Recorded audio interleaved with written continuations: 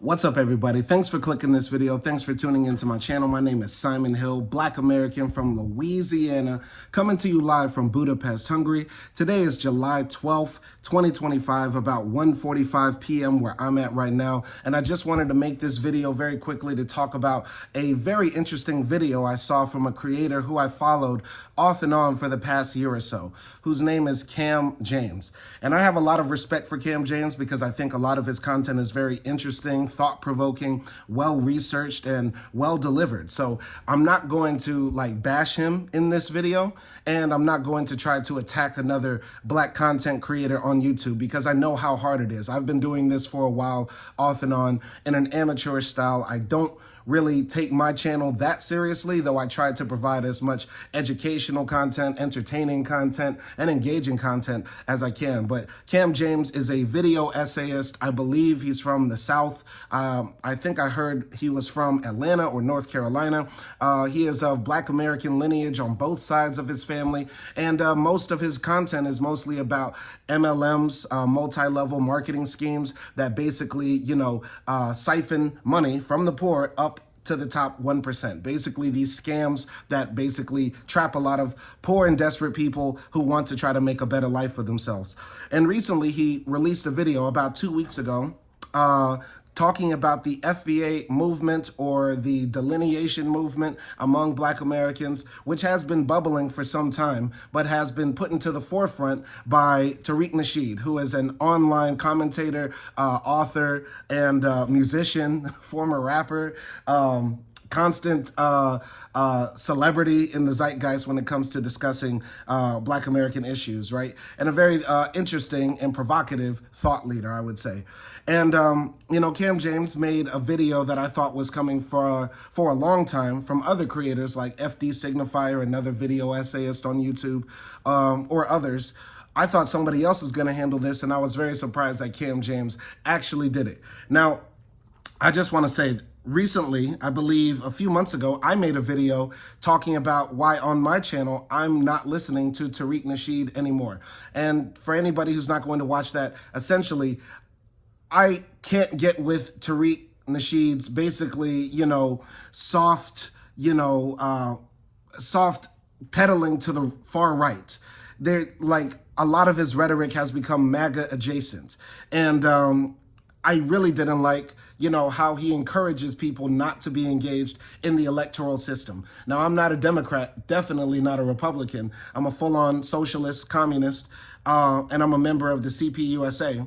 But I do believe that it is important for people to get involved politically, electorally. It's not ideal, the candidates that we have in our two-party system in the United States of America. But even while I'm abroad here in Budapest, Hungary, I voted. I sent my absentee ballot. I documented my vote. I voted third party. I voted for Cornel West. But even if you're, gonna write Mickey Mouse on a ballot, I think it is important. If voting doesn't mean anything, which is what a lot of people say, then why not do it anyway, right? If it doesn't mean so much, how come there's always this messaging sent to Black people not to be involved in the electoral system? Meanwhile, the whites never say that. No matter who the candidate is, they always go out to vote. And we always look at the statistics. The majority of the time, the number one voting demographic are just white Americans, European Americans, Caucasians, whatever you want to call them. So that's the primary reason why I stopped listening to Tariq Nasheed, because now that we're in Trump 2, it really bothers me that we're at this point. Seeing everything that's happening so far, we knew that this was going to happen. And I really feel like people like Tariq are responsible for not getting people out there involved politically. Though when I think about it now, his rhetoric is MAGA adjacent, so maybe I should be thankful he didn't let more MAGA supporters get out there and vote. But regardless, talking now about Cam James's commentary in his video, what I feel like is that I think to some degree, Cam James did a very good job on pointing out some of the obvious problems with Tariq's way of going about pushing the delineation movement. Obviously, in any movement, no matter what movement you're in, you're going to have hardcore supporters who are on the lower end of the cognitive spectrum, who are just going to react in reactionary ways. For example, there are people who believe or agree with Tariq's assessment that Black Americans do deserve to delineate, and we don't need to all be in this one big global Negro gumbo, right? And yeah, there are people that will hear that and say, yeah, anybody who is not of our lineage, I can't even listen to them. For example, there might be somebody who's FBA right now watching this video, and they'll hear this, that my mother comes from Belize, my father was from Alabama, and they're gonna turn this video off right now. They're gonna turn it off right now because they're following the movement.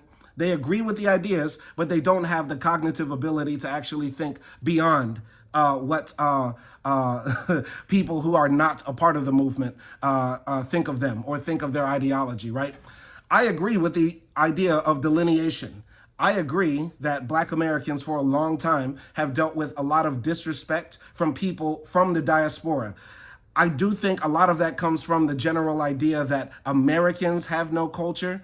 When as a Black American who's been traveling abroad, right? I've heard this from people in other countries that I visited saying, what is American culture? Americans have no culture, right? And for a long time, I didn't know how to respond to that until Tariq Nasheed sort of laid it out that, you know, our culture is Black American culture. And a lot of ways when people are disrespecting American culture, they're really, you know, throwing a lot of shade at Black Americans because from everything from style, fashion, music, the English language itself, how it's morphed and changed and how we've contributed to the culture of America, it's very disrespectful for people to say Americans have no culture because that would be saying like Black Americans have not contributed anything to world culture when we are the bedrock of world culture. And and listen, I'm not an ignorant person. I read books. You know, I was raised by parents who were very radical and very affirming of my Blackness and everything like that. So, you know, it just, the part about culture and Black Americanness, that was never instilled. No matter, you know, if I read the autobiography of Malcolm X or Alex Haley's works or watched Roots, whatever, right? So, I agree with delineation. And also as somebody who grew up in a house with an immigrant Black parent, I heard anti-Blackness coming out of the mouth of somebody, you know, who looked like me. You know, I love hip hop. I'm also a writer for a website called Culturalist Theory, where we rank albums of R&B stars and hip hop artists, which of course we know the majority are Black, right? And, you know, growing up in my house, I heard my mother say stuff like these niggas and their stupid ghetto music, right, in relation to hip hop, right? Or I heard my mother say like, these dumb niggas want to be like Snoop Dogg and Dr. Dre, shit like that, right? You know what I mean? Which goes to show, if you don't want your kids doing something, don't speak negative about it, because those negative comments from my mother just made me love hip hop more. And the thing is, my father, you know, who's from Alabama, he had Public Enemy tapes and Tupac cassettes and the Wu-Tang Clan 36 chambers and stuff like that. So, you know, I had a very interesting childhood where one parent is very tapped into Black American culture and one obviously, you know, has integrated into that culture because she married a Black American man and moved to the deep South in Louisiana. And now my mother is better. But, you know, I did grow up with a parent who was not very, but in a lot of ways anti-Black, right? In her rhetoric, right? And if that could happen to a Black person who moves to America, and my mother is physically like my shade, you know what I mean? And, if that can happen to a Black person who moves to America, what do you think happens to the Latinos? What do you think happens to the Asians? What do you think happens to the Arabs? What do you think happens to the Turks, the Russians, the Ukrainians, etc.? Everybody who moves to America is brought into our culture. And our culture, in a lot of ways, is very, very anti-Black, right? A lot of immigrants, they move to America. They don't know anything about the history. Maybe they know of Martin Luther King in passing, but they're told, hey, that neighborhood is a bad neighborhood. You shouldn't move over there. And guess who lives in that neighborhood? Black Americans. You get what I'm saying? And yeah, there's a lot of immigrant stories that I have in my own personal life that can also validate Tariq Nasheed's claim that a lot of immigrants come to our country and hate on us. You get what I'm saying? I'll give another example. When I was in university, a girl that I was in love with, her name was Funmi Abisola Adams, Nigerian, if you can't tell by the name. And I remember I went to go stay with her in Minnesota during a summer break in between semesters, right? And she told me, her parents told her, do not date an Akata, which means do not date a Black American, right? And I remember going over to her house, and I had dreadlocks at the time, and she told me, pretend you're my gay best friend. Pretend you're my gay best friend, because I'm going to redo your locks. I used to have all my girlfriends redo my locks. Pretend you're my gay best friend so we can sit in the living room while my parents are at home. And so I didn't pretend to be gay. I didn't do anything sassy. I just sat down and said, hello, Mr. and Mrs. Adams, and while I let her do my hair. You know what I mean? But I'll never forget that. And I feel so embarrassed. I feel so embarrassed that I let myself be debased like that. I should have broke up with her right then and there. I should have said I'm not going to do it. But, you know, I was in Minnesota by myself, et cetera, et cetera. I'm not going to just give excuses and stuff like that. But my story is not the only story, because there have been several other Black Americans who have spoken about dealing with the Africans, dealing with the Caribbeans, dealing with the Latin Americans who are also Black, moving to our country and being very disrespectful towards us. And I did not like in Cam James's video how he essentially said, so you're just gonna talk about a few isolated incidents of a few xenophobic Black people? It's enough that enough people have stories just like mine and can speak to its validity. You get what I'm saying? And in a lot of ways, if we talk about it structurally or socially, right, in a lot of ways, how come these African nations that have gained independence since the end of colonization back in the 1950s, 60s, 70s, how come a lot of them aren't offering automatic citizenship to Black people from the diaspora? You get what I'm saying?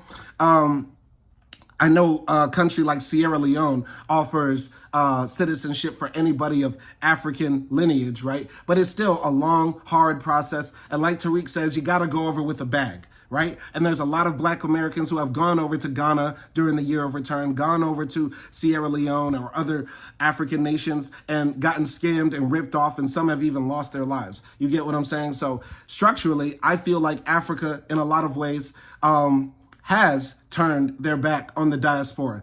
And as a Black person who went to Africa, and you can see on my channel, my travels in Tanzania, Kenya, Mauritius, etc. When you go to Africa, you realize that, you know, the Pan-African ideal is not going to work. A lot of the Africans are divided amongst themselves, don't even like each other, are very nationalistic. You'll have Kenyans saying the Tanzanians need to go home, look just the same, speak the same language, Swahili and all that stuff. But there's like, yeah, within the continent of Africa, there's a lot of division as well. Now, a lot of that you can blame on neocolonialism and a lot of the white supremacist mind washing that the whole world is subjected to. But, you know, I've realized that at this point in time, in this juncture in history, Black Americans do need to circle back and you know, gain some cultural hegemony over ourselves, you know, look after ourselves to some degree. That doesn't mean that we don't care about what's happening in Africa, what's happening to our people in Latin America or in the Arab world as well, which is something I'm very passionate about, or also other issues that don't relate to us, like what's happening in Gaza, it's a genocide, and what's happening in Sudan and Myanmar, et cetera, right? We should care, but we also have to realize that we really have no true allies, right? All of our allies are circumstantial and suspect to change with the wind. And that's what I think Tariq Nasheed brought to the forefront. And that's what I think is a good contribution to the discourse towards Black liberation, right? I do think there is a lot of legitimacy in what he says. But unfortunately, amongst his followers, and also in certain parts of his rhetoric and way he moves, when he makes funny songs and funny thumbnails and funny memes, making fun of Africans or the Arabs or Latinos and stuff like that, a lot of that does fall under xenophobia. A lot of that does follow under nationalism and jingoism and stuff like that. And yeah, a lot of his followers, once again, low on the cognitive scale. They don't want to listen to outside opinions. They don't want to actually try to grapple with their ideas or challenge their leader. There's a lot of cult-like mentality amongst some of the FBA identifiers, right? Because that's, you know, the way this online system works. Everybody who's a content creator online, to some degree, is a mini cult leader. They're trying to foster a group of people that will follow their words to the very end, tune into what they have to say, and at the very high end, you know, donate money to them, which is why I think Tariq gets that grifter label, when I think most of the time he should get that cult leader label to some degree. I do think there is some legitimacy in that. But I didn't like how Cam James sort of focused on, you know, how Tariq is causing division in a lot of ways.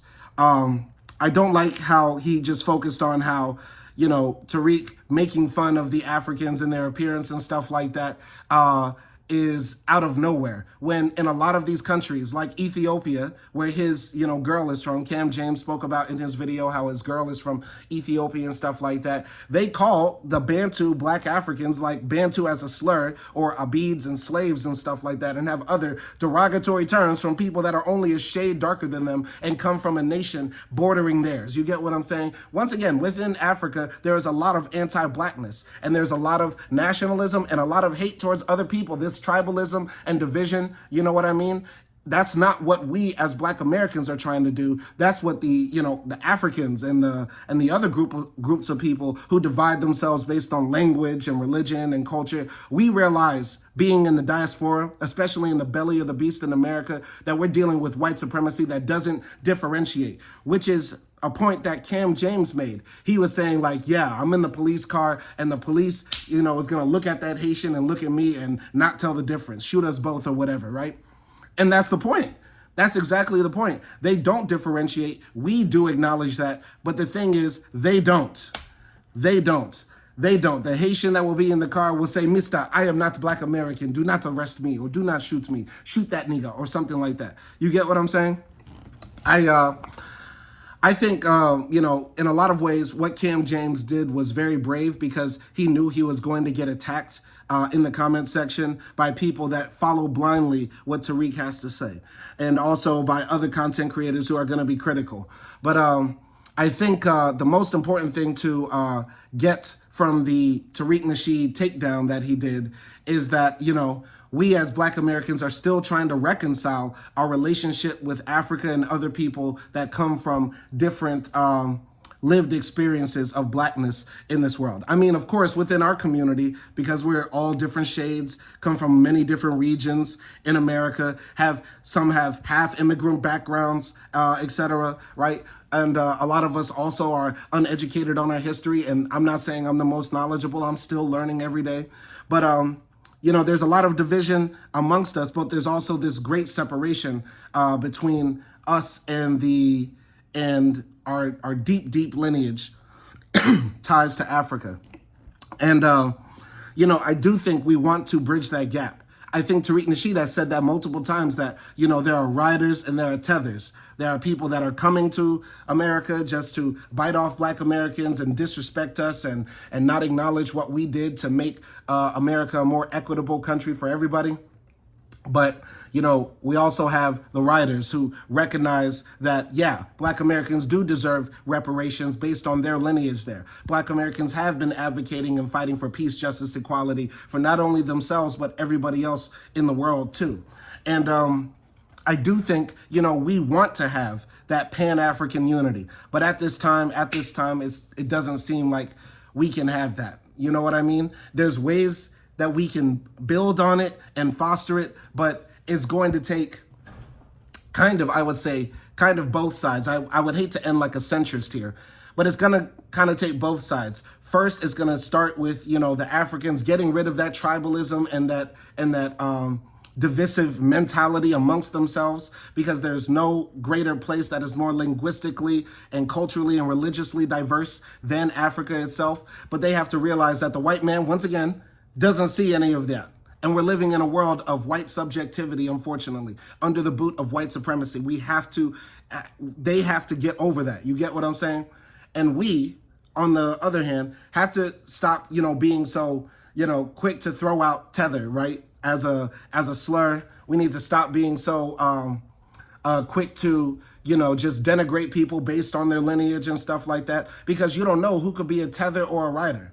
You don't know who could be actually, somebody who is sympathetic to our cause, and with some talking to and understanding could actually reach the conclusion like, okay, the Black Americans don't now just hate Africans or hate Caribbeans. They actually just want to focus on what they need to get from their government. And once again, if we let the African Americans show us the way to getting reparations, then we in Jamaica can get reparations from the UK. We in Sierra Leone can get reparations from the UK. We in Gabon can get reparations from France, et cetera, et cetera. So That's what I think. I think, on the FBA side, we need to understand delineation and understand our lineage and appreciate that and celebrate our culture. I don't think there's anything wrong with that inherently.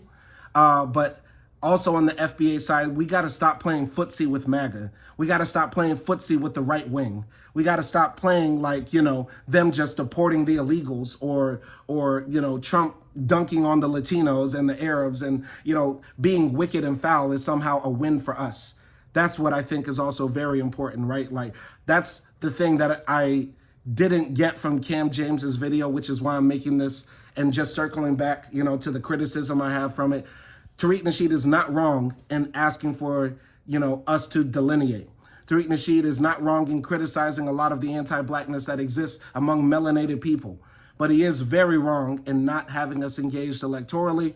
And Cam James was very wrong for pointing out all the things that Tariq Nasheed technically does right, but just goes a bit overboard with it.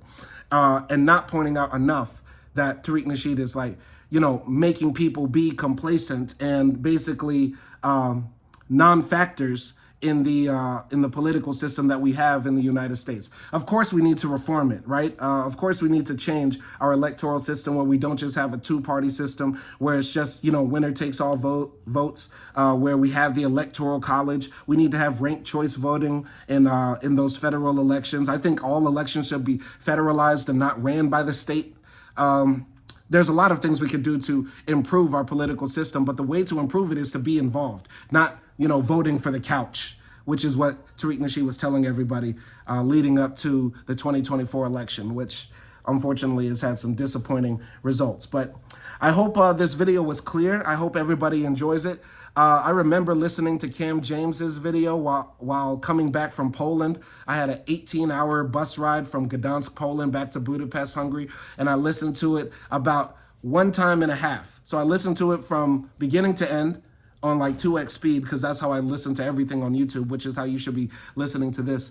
But I also listened to it again, like halfway through, like at 1.5 speed or something like that. So, I feel like I really soaked in what he had to say. I listened to it with an open mind, and I'm not a, Tariq follower. I'm not, in the cult. You know what I mean? A few months ago, people in FBA were attacking me for attacking Tariq Nasheed, but it's been the same thing for me. Like, it's not okay to, not be involved in politics, tell our people not to vote when so many people sacrificed and died for us to have the right to vote. That's what I think is important. But I would like to know what y'all think. If you've seen Cam James's video, let me know what you think of it in the comments. What do you think of my criticism of it? What do you think of the FBA movement in general? And why do you think so many, people from the diaspora are disrespectful to Black Americans when all we've been is a light to the world, not only for other Black people, but for everybody as well. But let me know what you think. Y'all be easy out there, and peace.